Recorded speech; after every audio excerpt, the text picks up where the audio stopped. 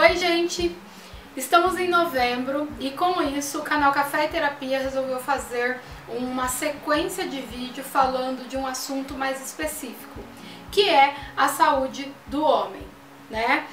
O novembro é conhecido por marcar aí o nosso movimento do Novembro Azul, onde a gente fala da importância do homem cuidar da saúde dele, mais especificamente do exame de próstata. E aqui no canal Café e Terapia, pegando esse gancho, nós vamos falar da saúde emocional dos nossos homens, né? Como que é isso? Como que eles se organizam? Por que que a gente precisa ter movimentos de mulheres para que os homens se comportem de determinado jeito?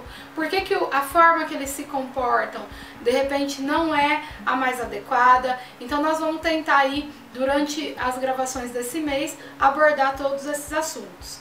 Para vocês terem uma ideia, para a gente começar, hoje era para ter um homem aqui comigo, né? Vocês sabem que é o dia da entrevista, que é o dia que a gente entrevista um convidado que fala de alguma vivência dele lá na vida, no dia a dia.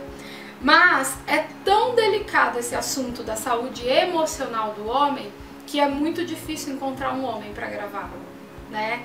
Um que queira falar dos sentimentos dele. E esse é o primeiro ponto para a gente pensar. Por que que para os homens não precisamos tratar das emoções? Por que que para os homens não precisamos falar de saúde mental e emocional? E aí a minha primeira pergunta para vocês é: o homem chora? Quantas vezes, né, nós já ouvimos dentro de casa, ou na escola, ou com os amigos, ou na nossa sociedade, que o homem não chora? Você não pode chorar porque você é homem, né? O que mais que a gente ouve? A gente ouve que o homem não lava louça. Sou homem, eu não lavo louça, né? A gente ouve que o homem tem que trazer comida para dentro de casa, o homem tem que trabalhar. A gente ouve, de repente, um filho sendo mais carinhoso, demonstrando mais afetividade para um pai e nesse mesmo momento ser advertido pelo pai, né, de que ele não pode ser carinhoso assim, porque senão ele é gay, né? Quantas vezes o homem, quando ele se cuida muito, quando ele cuida do cabelo, quando ele cuida da aparência dele, quando ele tem um autocuidado maior, ele vai ao médico, ele tiram sarro, né? Os amigos tiram sarro, que provavelmente é viado, né? Quantas vezes a gente reproduz isso todos os dias na nossa sociedade? Quantas vezes a gente vê que o homem precisa ser mulherengo? Porque desde pequeno já, né? Ele tem que ser mulherengo. Quando ele tá conversando com uma amiguinha da escola, você escuta assim: esse aí, hein, vai dar trabalho, né? E assim nós vamos constituindo os nossos homens. E assim ele vai se distanciando de sentimento. Ao contrário de nós mulheres, né? Nós somos as pessoas que tem que se comportar, tem que fechar a perna, tem que pôr a roupa X. Não, a gente chora, a gente pode chorar porque a gente é muito frágil, né? E nós temos reproduzido isso em sociedade, entra ano, sai ano. Então, para este mês, a gente vai falar um pouquinho disso. E o quanto que nós reproduzimos sem pensar. Né, João? Com certeza. O que disso que eu falei que você já ouviu? Teve alguma coisa que você já ouviu? Assim, olha, para de chorar, porque o homem não chora. Já ouviu isso? Já ouvi o homem não chora. Já ouvi esse é viado, com certeza. Tá. Porque tava mais bem vestido, porque era mais carinhoso, era mais respeitoso, principalmente com as mulheres, né? Sim. E na escola, porque as meninas estavam acostumadas, tipo assim, de passar os meninos assoviar, de receber cantada, dos caras ficar secando. Sim. E eu nunca fiz isso, né? Tanto que eu sempre tive muito mais amigas meninas e tudo mais. Sim. E acho que não é só pelo fato de eu ser gay também, não. Também acho que pelo fato de que a mulher se sentia mais respeitada, então ela se aproximava mais. Sim. Né? E também já tive muitos amigos meninos que eram super gente boa, respeitosos e tudo mais. E às vezes eles eram zoados em outros grupos, né, de coleguinhas. Tá. No grupo de futebol, talvez. Sim, sim. E como o futebol é de homem, né? Sempre fui recriminado por causa disso. O futebol é de homem. Eu adoro futebol, quem me conhece sabe. E como, nossa, mas você no futebol? Sim, por que não? Né? Eu não gosto de jogar, tá, gente? Eu gosto de assistir, eu gosto muito. E gosto de falar disso também. Mas a gente vai reproduzindo essas situações, né, João? Então, quer dizer, o moço não pode ser mais educado, mais cordial, como deve ser. Já chegamos ao ponto, eu já vi isso acontecendo, assim, a menina falar, nossa, é tão enraizado em nossa sociedade que o homem é esse ser, que ele fala, ô gostosa, ô linda, que loira, hein, que morena, hein? Né? É tão enraizado isso em nós que as meninas, quando eles não falam isso com elas, isso abala a autoestima delas, né? Só que aí quando ele fala e ele invade demais, porque ninguém ensinou ele como não invadir nunca, porque ele foi programado para invadir, né? Lembra? Ó, esse que vai dar trabalho. Aí a gente precisa criar leis para que eles aprendam sobre os limites. Então, isso só vai deixar de ser assim tão complexo no nosso dia a dia quando a gente passar a tratar o homem e a tratar a mulher considerando a emoção desses dois seres. Independente de ser homem ou de ser mulher, são pessoas, então o homem pode sim chorar. Ele está autorizado a sentir dor. Enquanto psicóloga, eu vejo a dificuldade dos homens de estar diante de mim numa sessão de psicoterapia. Como eles são breves ali, como eles vêm quando eles já não aguentam mais, né? Como eles mantêm muito mais o sigilo da sessão deles do que a mulher, do que a criança, do que o público LGBT, né? Ele não era para ele estar ali. Hoje nós sabemos de fábricas que possuem o psicólogo lá, porque o nível de estresse é muito grande, mas que quando eles passam juntos pela porta do psicólogo, um cutuca o outro e fala lá, ó, vai você, não, eu não sou louco. Então, o homem, ele não pode se tratar, ele não pode se cuidar. O que ele faz com todas as emoções que nós mulheres sentimos e que ele também sente? Onde a gente coloca essas emoções? Como que a gente sente e expõe essas emoções? Como que isso sai para a sociedade? São coisas para a gente pensar durante esse mês, né?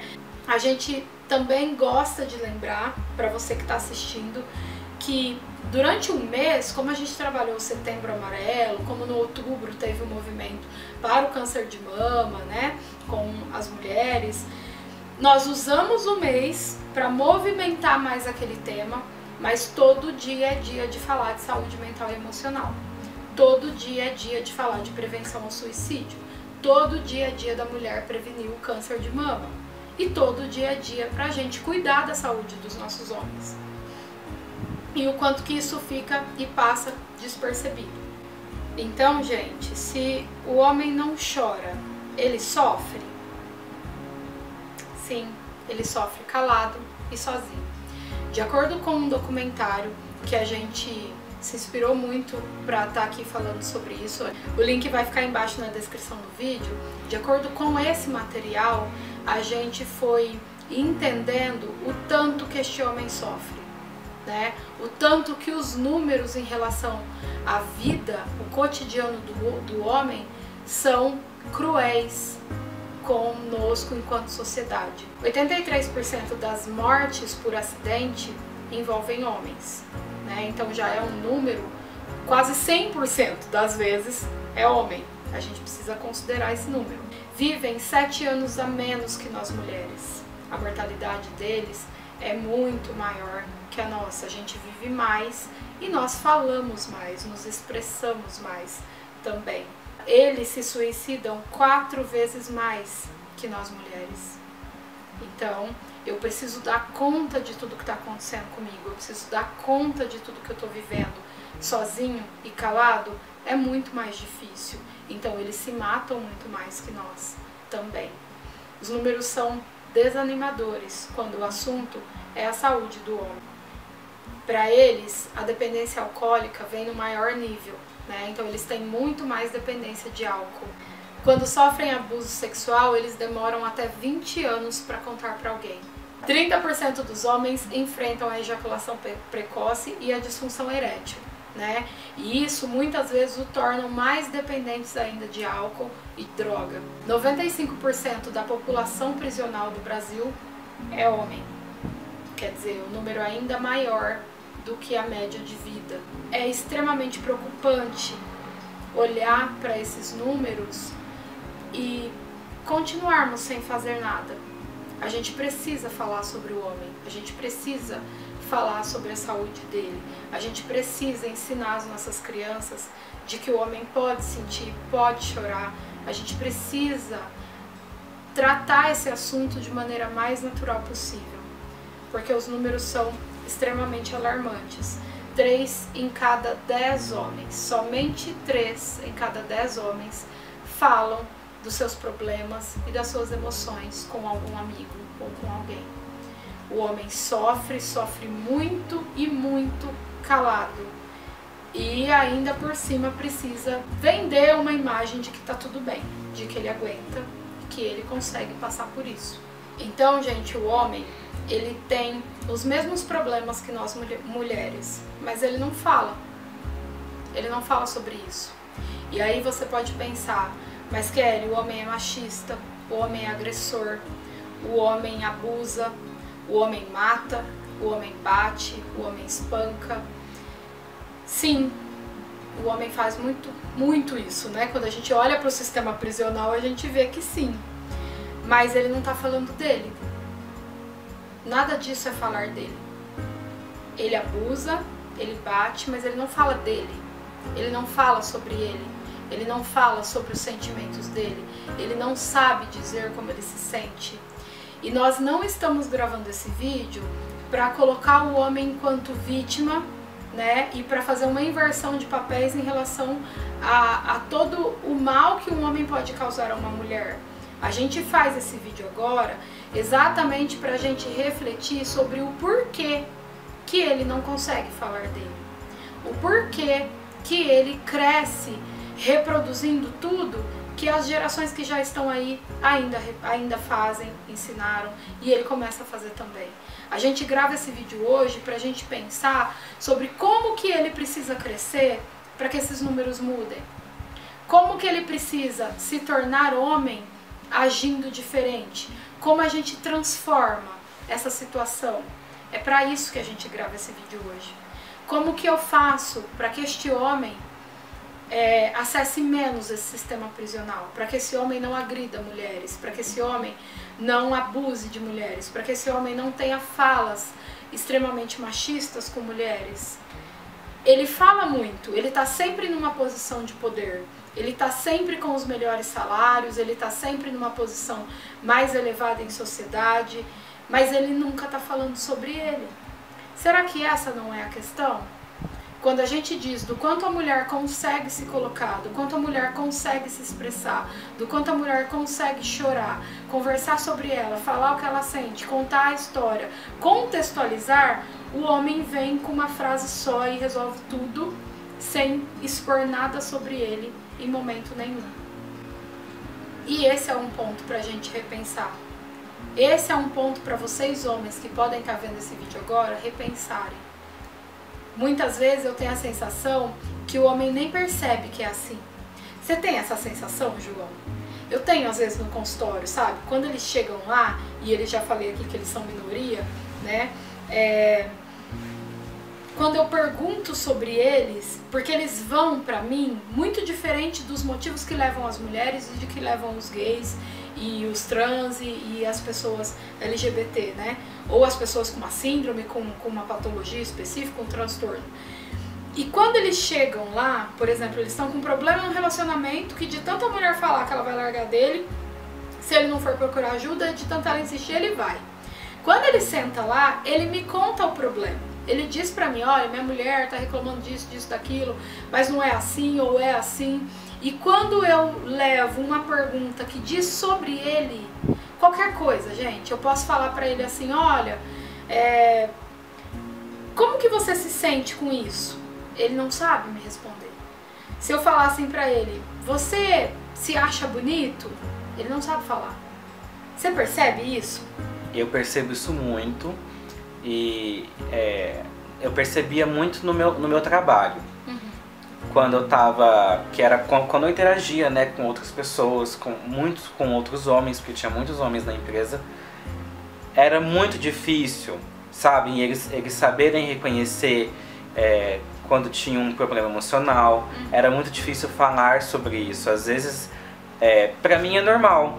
Então, às vezes eu fazia uma pergunta pra eles achando que era normal como era pra mim, e não era, eles não sabiam me dizer. E, inclusive, tinha um colega meu, ele achava esquisito. Uma vez eu falei assim, nossa, porque eu acho fulano bonito. Mas porque pra mim é normal elogiar uma outra pessoa, independente de ser homem ou mulher. Né? Sim, eu tenho essa visão. Mas eu percebi que quando eu falei isso, ele ficou meio estranho. Aí eu falei assim, você não acha? Você não consegue achar um outro homem bonito? E eu percebi com a resposta que ele me deu que quem achava outro homem bonito era gay. Um homem que achasse um outro bonito era gay. E daí eu fui caçando, né? E fui falando, mas olha, você não tem um ideal de beleza? Você não quer ser um homem bonito? Porque todo mundo quer ser uma pessoa bonita. Se você tem um ideal de homem bonito e você vai reconhecer esse ideal em outros homens, você vai achar um homem bonito. E eles chamam de outro nome, eles vão falar que o cara é presença, né? Vai falar que o cara é presença, vai falar fulano é boa pinta, fulano é bom partido. Sim. Mas ele nunca vai dizer é um homem bonito. Eu acho que o homem é tão privado das emoções, é privado dessa questão da beleza, é privado de tudo isso desde pequeno, que se torna algo incomum para eles. É muito difícil. Às vezes eu sinto que eu tô falando quase como um alienígena. Que ele não reconhece a mesma coisa que eu reconheço, porque ele vem de um outro mundo. Ele não reconhece mesmo, né? Ele realmente não consegue. Eles falam assim pra mim às vezes, Kelly, e o que eu faço? E ele espera uma resposta prática e lógica. Emoção, gente, é tudo menos prático e lógico. E não faz nenhum sentido pra eles. E não é porque o homem não é capaz, é porque ele nunca soube fazer. Vocês já pararam para pensar como que é a relação do pai com o filho? Para quem tá assistindo aí tem irmão, né? Eu tenho um irmão. Para quem tem irmão, para quem tem homens dentro de casa, vocês já observaram como que é essa relação? Normalmente é uma relação de piada, de murro, de tapa. Quando é a menina, já tem um beijo, um abraço, né? Quantos pais você vê dando beijos e abraços no filho? Demonstrando em público carinho. A dificuldade do homem de dizer o que ele sente. Normalmente eu tenho que ir do zero, eu tenho que ensinar pra ele o que é amor, o que ele pode estar entendendo como amor, o que é tristeza, o que é insegurança, o que é raiva, porque pra ele vem tudo tão misturado e normalmente isso sai como? Numa explosão. É muito comum o homem ter o transtorno de pânico, né? Porque vem uma explosão muito forte, a agressão. Ele não sabe falar dele, ele fica lá muito pressionado por uma mulher que fala dela o tempo inteiro e ela quer respostas dele sobre ele. Ele não sabe falar. Muitas vezes, não estou dizendo que é certo, claro que não é certo. É óbvio que é ótimo que a gente tem leis, que é ótimo que a gente tem hoje todo um movimento para nos proteger disso. Foi a única saída que a gente encontrou de pará-los. Mas ele não sabe o que fazer, ele acaba sendo agressivo, muitas vezes, né? Ele não sabe fazer. E a gente precisa ensinar esses homens a fazer. A gente precisa tratar a nossa saúde mental e emocional como algo natural. Assim como ele ir ao urologista tem que ser natural. Por que ele morre muito antes de nós? Porque ele não vai ao médico. Porque ele aguenta, porque ele é forte, porque ele trabalha, porque ele provém. E qualquer coisa diferente disso vai colocar a masculinidade dele em questão. Então, esse mês é um mês pra gente olhar pra essa saúde, pra gente cuidar desses homens e pra gente propor para eles uma reflexão, uma possibilidade de pensar sobre ele, de pensar sobre quem é ele, sobre o que ele gosta, sobre o que ele não gosta, sobre por que ele faz determinada coisa, por que ele não faz, por que ele acha que isso aqui é melhor do que aquilo ali. Eles não param para olhar para eles. Eles são capazes de falar tecnicamente do trabalho deles, eles são capazes de ganhar muito dinheiro, eles são capazes de dar as coisas. O homem é muito mais um material, né? Ele demonstra amor e carinho com coisas. Ele não entende o detalhe para nós, mulheres, que tem uma conversa com olho no olho, com toque. Ele aprendeu o que ele tem que fazer, mas se a gente tiver que explanar em palavras o que isso quer dizer, às vezes ele não sabe fazer. Então a gente precisa cuidar da saúde dos nossos homens. Gente, é isso. Eu gostaria de chamar vocês para essa reflexão. Como eu disse, o documentário vai estar aqui na descrição do vídeo, se puderem assistam, porque é um tema extremamente importante, onde nós, enquanto aqui representando a psicologia, temos tanto interesse e tanto cuidado em tratar, como fazemos com as mulheres e com qualquer outra pessoa que adentra o consultório para tratar diretamente conosco, tá? Ao longo desse mês a gente vai continuar falando sobre esse assunto, nós vamos trazer mais sobre esse tema. Espero que vocês tenham gostado, assistam o vídeo, curtam, compartilhem, pensem, reflitam, porque mais do que curtir e compartilhar, o papel da psicologia aqui é de trazer mesmo uma reflexão, de trazer possibilidade de mudança, de fazer com que vocês tenham a chance de escrever uma nova história, tá bom? Espero que os homens estejam de olho também. Não é igual, eu gostaria muito que fosse um homem aqui falando sobre isso. Acho que vocês têm mais propriedade para falar de vocês, até pra gente ver se sabem ou se não sabem mesmo, né? Mas como eu disse, é tão complicado acessar essa parte do homem que é difícil até para gravar. Muitas vezes eles ficam meio, não, isso aí não vou falar não. Então a gente precisa transpor mais essa barreira entre tantas outras que a gente tem que transpor no nosso dia a dia, tá bom? Espero que vocês tenham gostado, um beijo e até o próximo vídeo.